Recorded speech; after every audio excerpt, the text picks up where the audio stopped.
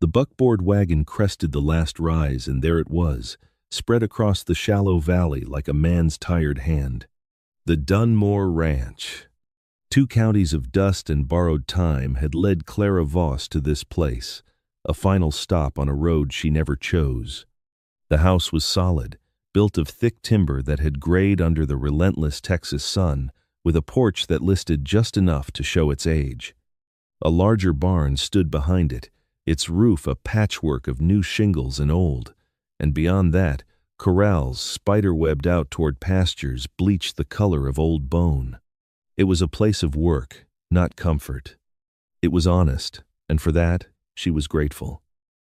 She clutched the handle of her single carpet bag, the worn fabric a familiar weight against her palm. Inside, 3 dresses, a change of underthings, a brush, and her late husband's straight razor, which she used for mending seams. Beside her on the seat sat the real reason she was here, a thick, leather-bound ledger. It was her shield and her sword, the only tools she had left. The driver, a man from Caldwell who had said little more than 10 words the entire journey, pulled the mules to a halt in the hard-packed yard. "This is it," he grunted, not as a question.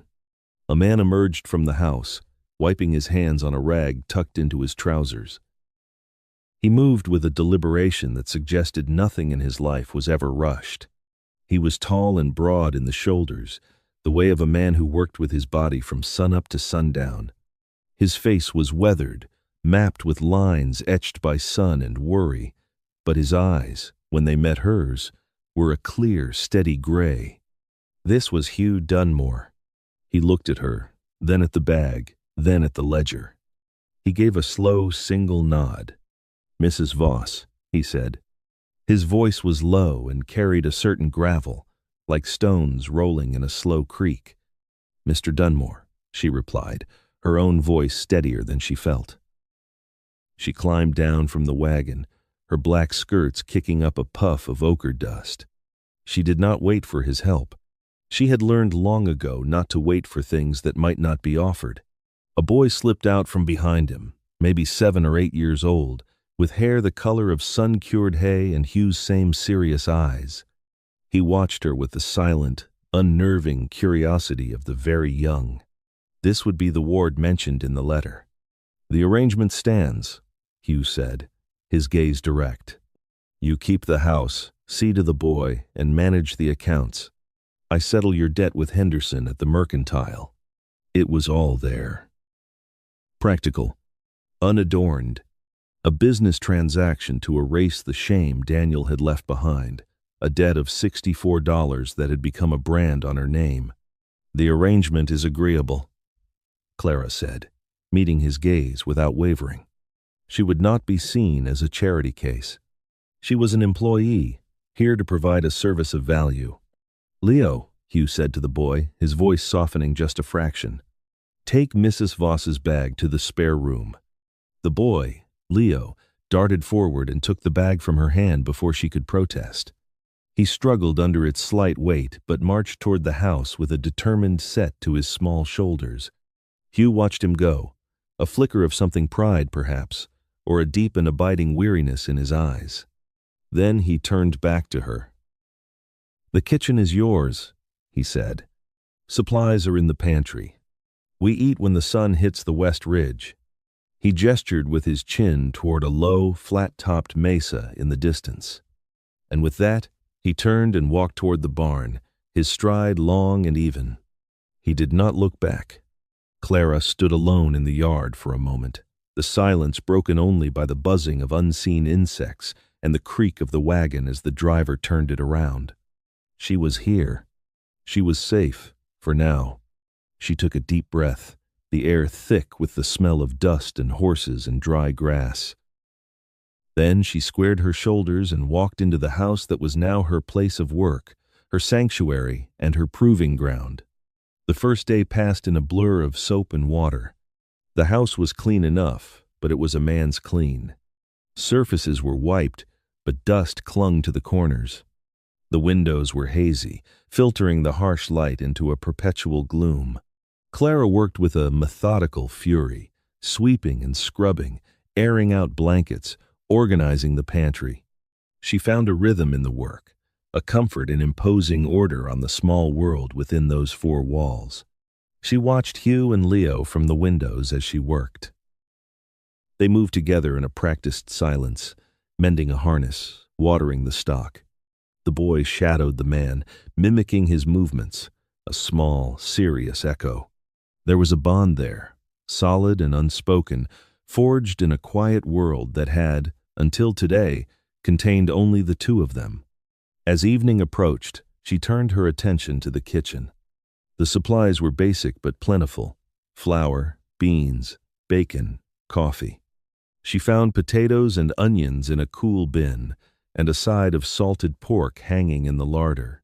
She prepared a simple, hearty meal of fried pork, potatoes, and gravy.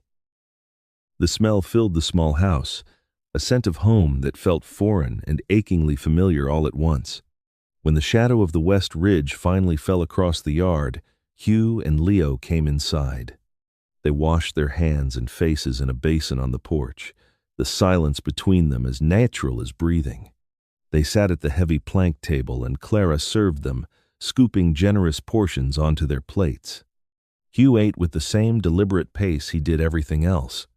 Leo ate like a boy, famished. Clara waited. She stood by the stove, her hands clasped in front of her, assuming her meal would be whatever was left in the pan. It was how it had been in her last position, a brief and unhappy stint as a cook's helper in a boarding house. You served, you cleaned, you ate what was left. It was part of the transaction. She watched Hugh finish his plate, expecting him to rise and leave the table. Instead, he stood, but he did not leave. He picked up the third unused plate from the small stack on the sideboard. He walked to the stove, took the heavy iron skillet from her, and filled the plate with the remaining pork and potatoes, a portion as large as his own. He set the plate on the table at the empty third setting. Then he took the chair opposite and sat back down, watching her. He did not speak a word. The gesture was so unexpected, so quietly decent, that it struck Clara speechless. It was not kindness, not precisely. It was a statement of fact. You are not the help. You are a person in this house, and you will eat at this table. It was a simple, unspoken acknowledgement of her humanity. Her throat tightened. She looked at him, intending to thank him, but he just gave another of his slow, small nods, his eyes already on Leo, who was starting to droop with sleep. She was not going to be the one to say any of this first. So she simply sat. She sat at the table with the rancher and his ward, and she ate the first full, hot meal she'd had in a week. The silence at the table was different now. It was no longer the silence of strangers in a formal arrangement. It felt settled. Later, after the dishes were washed and Leo was put to bed in his small room, a profound quiet descended on the ranch house. Clara could hear the chirping of crickets and the distant, lonely call of a coyote. She could not sleep. The unexpected decency of the meal, the weight of her new reality, it all churned within her. She lit a single lamp and sat at the kitchen table, her ledger open before her, but her mind was elsewhere. Her eyes scanned the room, taking in the details. On a high shelf near the fireplace, she saw them, a small, untidy stack of books. Account books. A feeling, part curiosity and part professional instinct, pulled her to her feet. She stood on a stool and carefully brought them down. They were a disaster. Hugh Dunmore might be a capable rancher, a steady man who knew cattle and land, but he knew nothing of arithmetic. The top ledger was filled with scrawled entries, figures crossed out, sums that didn't add up. Tucked between the pages were loose receipts, unpaid invoices, and letters from suppliers. It was a quiet catastrophe of avoided numbers. And then she found it. A letter from the Caldwell Bank and Trust. It was polite, as such letters always were, but its message was stark. The annual mortgage payment on the Dunmore Ranch was due in 38 days. The amount was $400. Clara's hands grew cold. She began to work, her mind clicking into place, the familiar discipline of numbers a welcome anchor in a sea of uncertainty. She took a blank page in her own ledger and began to rebuild his accounts from the scattered pieces he'd left her. She tallied his sales, his expenses, the meager income from the small herd he'd sold last spring. She worked through the night, the only light coming from her small lamp, the only sound the scratching of her pen. By the time the first pale hint of dawn touched the sky, she knew the precise shape of the problem. After accounting for every dollar he had, Hugh Dunmore was $90 short of his mortgage payment. 38 days. It was a lifetime and no time at all. But she had found other things as well. She found 3 small outstanding debts from neighboring ranchers for the sale of breeding stock men he knew, who had likely forgotten the small sums as easily as he had. Totaled, they came to $45. Half the deficit. She also found a pattern in the cattle sales. For the past 2 years, all his sales had gone through a single broker, a man named Silas Croft. And for the past 2 years, the price per head Hugh received was consistently, suspiciously, lower than the market average she knew from her own father's ranching days. The discrepancy was small on each sale, a few cents here, a dollar there, but over dozens of animals, it added up. The final piece clicked into place when she saw the letterhead on the bank's notice. The president of the Caldwell Bank and Trust was a man named Alistair Croft, Silas Croft's uncle. It was a neat and tidy trap. The broker was shorting the rancher, funneling the difference away, while the banker waited for the inevitable default. They were bleeding him dry, and he was too busy working the land to see the ink bleeding him on paper. A cold, clear anger settled in Clara's chest. It was the anger of the competent witnessing, the deliberate mess of the corrupt. Daniel, her late husband, had been a man of grand ideas and flawed execution, his debts born of optimism and poor planning. This was different. This was predatory. Before the sun had fully risen, she had written 3 letters. They were addressed to the neighboring ranchers. Her script was flawless, the tone polite but firm, a gentle reminder of a forgotten account with an invoice attached. She also drafted a 4th letter, a simple inquiry to the main cattle auctioneer in San Antonio, requesting the average sale prices for longhorn cattle over the past 18 months. She did not mention Silas Croft's name. She sealed the envelopes just as she heard Hugh moving about in his room. When he came into the kitchen, smelling of sleep and the cool morning air, she had a fire going and coffee brewing. He stopped, looking at the stack of his ledgers, now neat and square on the table, and her own open book beside them. He looked at her, at the faint smudges of ink on her fingers, the focused exhaustion in her eyes. He did not ask what she had been doing. He seemed to understand that a force of nature had been unleashed in his quiet house. "I need to send some letters into town," she said, her voice calm and even. "When the mail rider comes through." Hugh nodded, his gaze lingering on the books. "I'll see to it," he said. He poured himself a cup of coffee, his movements as deliberate as ever. But Clara saw something new in his eyes as he looked at her over the rim of the cup. Respect. And something else. A quiet, dawning sense of relief, as if a weight he had been carrying alone for a very long time was suddenly, inexplicably, a little bit lighter. The days that followed found a new rhythm. Clara ran the house with an efficiency that felt like breathing to her.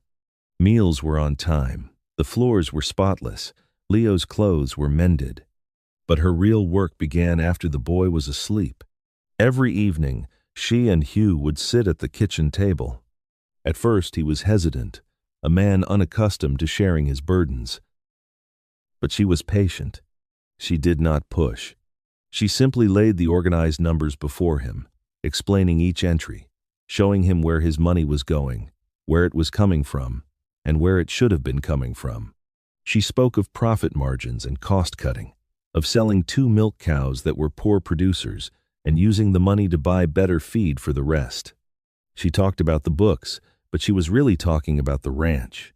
She was showing him his own life, reflected back at him in columns and figures he could finally understand. He listened. He was a slow man, a quiet man, but he was not a foolish one. He learned quickly.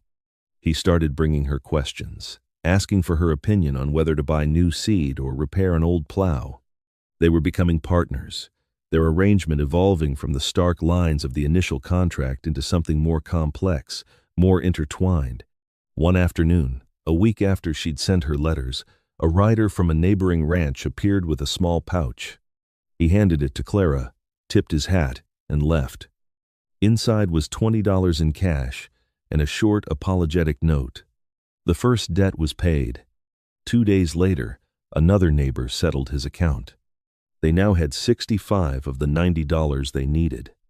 The pressure lessened, but the deadline still loomed. Hugh watched her. He saw the way she managed not just his books, but his home. He saw the way Leo had taken to her, following her around the kitchen, asking her questions, showing her a pretty rock or a bird's nest. Clara would stop what she was doing, every time, and give the boy her full attention. She was teaching him to read in the evenings, her finger tracing the words in an old almanac. The house was no longer just a shelter from the elements, it was becoming a home. The silence was no longer empty, it was filled with a comfortable, shared quiet. He found himself looking for her as he worked, catching a glimpse of her through the kitchen window, a steady, capable presence at the center of his world. He was a man who had been alone for a long time, and he was beginning to realize just how deep that loneliness had been. The confrontation, when it came, arrived on a Tuesday. The sky was a vast, unforgiving blue, the heat shimmering off the hard-packed earth. Hugh and Leo had ridden out early to the north pasture to check on a section of fence that had been damaged by wandering cattle. Clara was in the yard, hanging laundry on the line, the clean scent of lye soap and sun-baked cotton filling the air. She saw the rider first, a speck of dust on the horizon that slowly resolved itself into a man on a fine-looking horse. He rode with an air of unearned confidence, his posture too straight, his hat tilted at a calculated angle. She knew who it was before he was even halfway to the house. Silas Croft. Her heart gave a single hard thump against her ribs. Then, a calm settled over her, cool and absolute. She finished pinning a sheet to the line, her movements unhurried. She smoothed her apron, took a deep breath, and walked to the edge of the porch to wait for him. This was her ground now. She would defend it. Croft dismounted, his expensive boots crunching on the dry ground. He was younger than she'd expected, with a smooth face and the soft hands of a man who didn't work for a living. He looked at her, his eyes skimming over her with dismissive appraisal. "A housekeeper. I'm here to see Dunmore," he said, his tone clipped and impatient. He didn't bother to remove his hat. "He's not available," Clara replied, her voice even. "I handle the accounts. You can speak with me." A flicker of amusement crossed Croft's face. "The accounts? Sweetheart, this is ranch business. A little more complicated than household budgets. Now, go fetch him for me." Clara did not move. She did not bristle at the condescension. She simply held his gaze. "As I said, I handle the accounts. That includes cattle sales and all outstanding financial matters. If you have business with the Dunmore Ranch, you have business with me." His amusement curdled into irritation.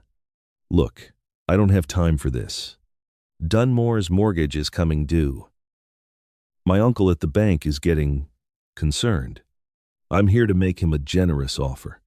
I'll take a portion of his herd off his hands, at a fair price, enough to cover his payment.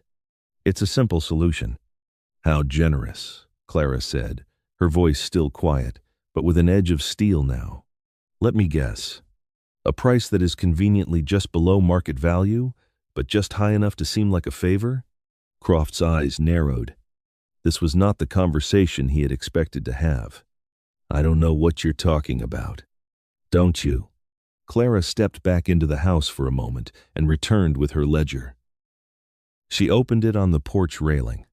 "This is a record of every sale you have brokered for this ranch for the past 2 years. And this," she said, tapping a neat column of figures, "is the average market price for cattle of the same grade, according to the San Antonio auctioneer. There appears to be a discrepancy. A significant one." She let the words hang in the hot, still air. She did not accuse. She did not raise her voice. She simply presented the facts, cold and irrefutable, written in her perfect, unforgiving script. Croft stared at the ledger, his face paling slightly beneath his tan. He was a bully and a cheat, but he was not a fool. He knew what he was seeing. He was seeing the end of his game. "I have advised Mr. Dunmore," Clara continued, her tone as placid as a Sunday sermon, "that all future sales will be handled directly. Your services are no longer required. We will, of course, settle your final commission once I have adjusted it to reflect the clerical errors of the past 24 months. I will send a draft to your office." She closed the book with a soft, final thud. For a moment, Silas Croft looked as if he might explode. A dark flush crept up his neck.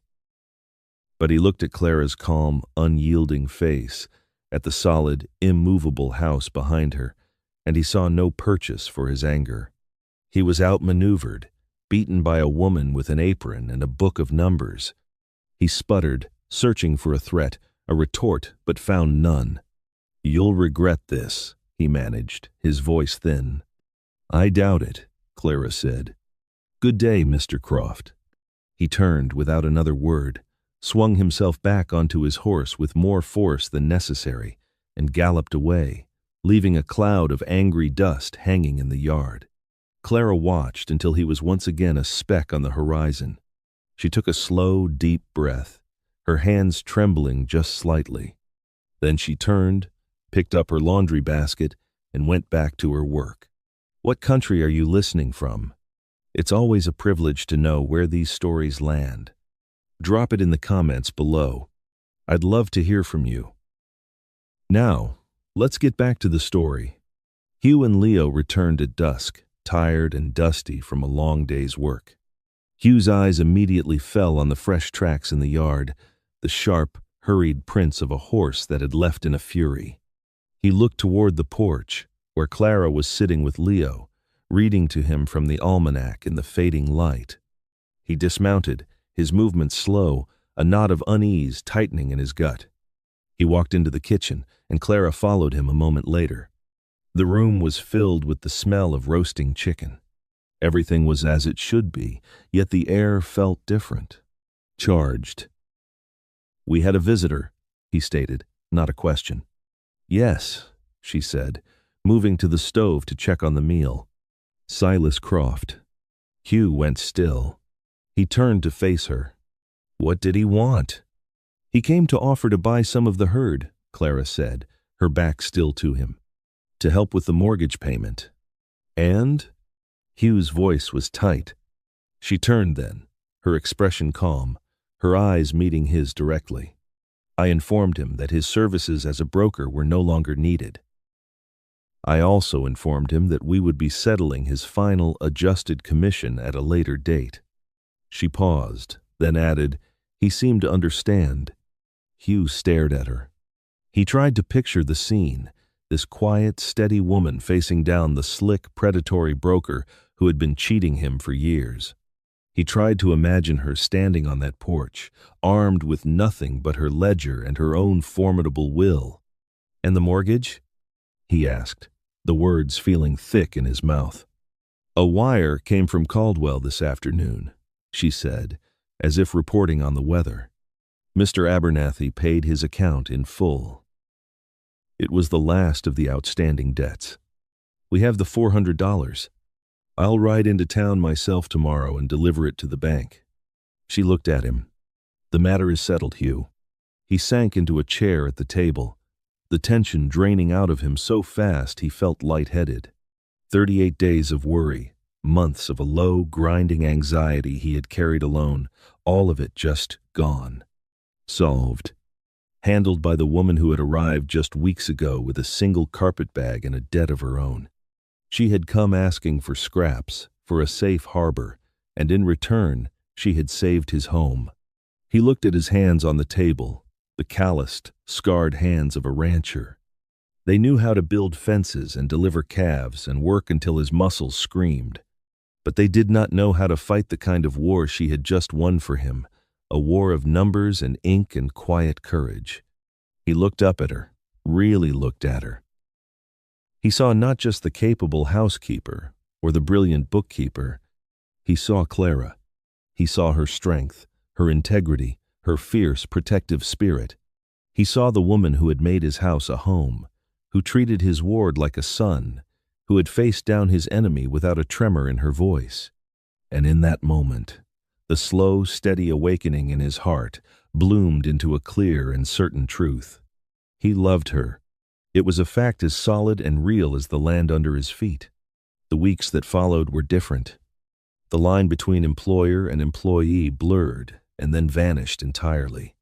They were partners in every sense of the word. They planned the autumn cattle drive together, their heads bent over her ledger at the kitchen table late into the night. He taught her about the land, the signs of rain in the clouds, the way to read a trail. She taught him about futures and markets, about diversifying with a small flock of sheep, about the power of having a plan on paper. The town noticed. When Hugh and Clara rode into Caldwell together to buy supplies, heads turned. Henderson, the owner of the mercantile, watched them with a knowing smile. "That Mrs. Voss," he said to Hugh one afternoon while Clara was inspecting bolts of cloth. "She's a miracle is what she is. Put the fear of God into Silas Croft, I hear. Town's been talking about it for weeks." He lowered his voice. "You'd be a fool to let a woman like that go, Hugh. A damn fool." Hugh just nodded, a slow warmth spreading through his chest. He was a slow man, but he was not a fool. The declaration came on an evening in late summer.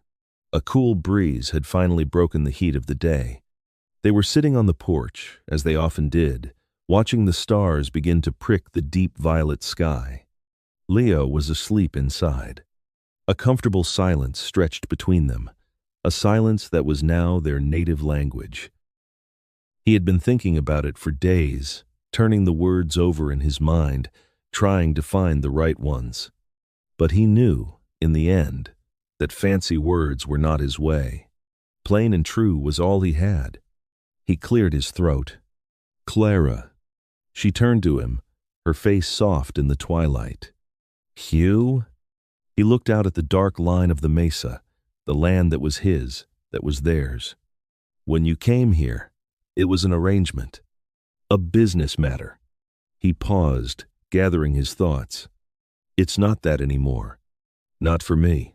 He turned to face her fully, his steady gray eyes full of an emotion he no longer tried to hide. "This is your home now, Clara, if you'll have it. Your name is on the ledger next to mine. I want it to be on the deed to this land, too." He took a breath. "I would like you to stay. Not as my bookkeeper, as my wife."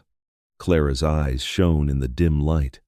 A small, beautiful smile touched her lips, a smile he had come to cherish. There was no surprise in her expression, only a quiet, patient joy.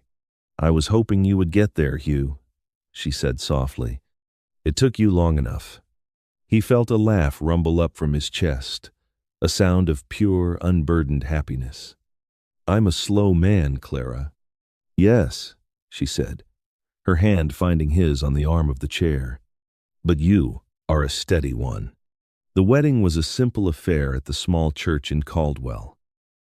The whole town seemed to be there, their faces reflecting a deep, communal approval. Henderson gave the bride away, his chest puffed with pride. Leo stood beside Hugh, wearing a new suit and a solemn expression that mirrored the man he so admired. Clara wore a simple dress of dark blue cotton she had made herself, and in her hands she carried not flowers, but a small wild prairie rose she had picked near the creek that morning. They said their vows in clear, strong voices, their hands clasped together, making a promise that was as solid and enduring as the timber of their home. 5 years later. The evening light slanted across the porch, turning the dust motes in the air to gold. Hugh sat in his familiar chair, his boots propped on the railing, watching the sky bleed from orange to purple. The ranch was thriving. The herd was larger, the fences were strong, and a second barn stood beside the first. It was a good life, a solid life. Clara sat beside him, a mending basket in her lap. Her hands, never idle, worked a needle through the torn knee of a small pair of trousers. Her face was fuller now, the lines around her eyes etched by laughter instead of worry. The quiet competence was still there, but it was softened by a deep and abiding peace. 2 children, a boy of 4 with his father's steady eyes and a girl of 2 with her mother's determined chin, played in the yard, their laughter carrying on the evening air. Leo, now a lanky teenager of 13, rode in from the west pasture, his seat in the saddle as natural and easy as Hugh's had ever been. He dismounted, grinning at them. "Creek's running high," he announced. "But the herd's fine." "Good work, son," Hugh said, and the boy's chest swelled with the casual praise. Clara looked up from her mending, her eyes following Leo as he went to the barn. She then looked at the 2 small children tumbling in the grass, and finally her gaze came to rest on her husband. On the small table beside her chair sat the ranch ledgers, their columns neat, their accounts balanced to the penny. Hugh caught her eye and smiled. "I still can't believe you faced down Silas Croft with nothing but a book of numbers," he said, the memory still a source of quiet wonder to him. Clara set her sewing aside and reached for his hand, her fingers lacing through his. "He came here believing we were desperate," she said, her voice soft but sure. "He thought he could take what he wanted and leave us with the scraps." She looked at their children, at the thriving land spread before them, at the solid home they had built together. "He was the one asking for a handout, Hugh. I just sent him away empty-handed." He squeezed her hand, a lifetime of love and gratitude passing between them in that simple touch. The arrangement had been for her to keep his house. Instead, she had built his world. That's the thing about partnership, about love that is grown in the soil of mutual respect. It isn't always born in a flash of lightning. Sometimes it is built slowly, quietly, over shared work and silent understanding. It is the profound intimacy of seeing a burden and choosing to lift it, not for thanks, not for praise, but simply because you have decided to walk the same road. It is the quiet miracle of 2 people becoming one story. Thank you for riding with me today. I am grateful you were here to share this story. Until next time, keep riding.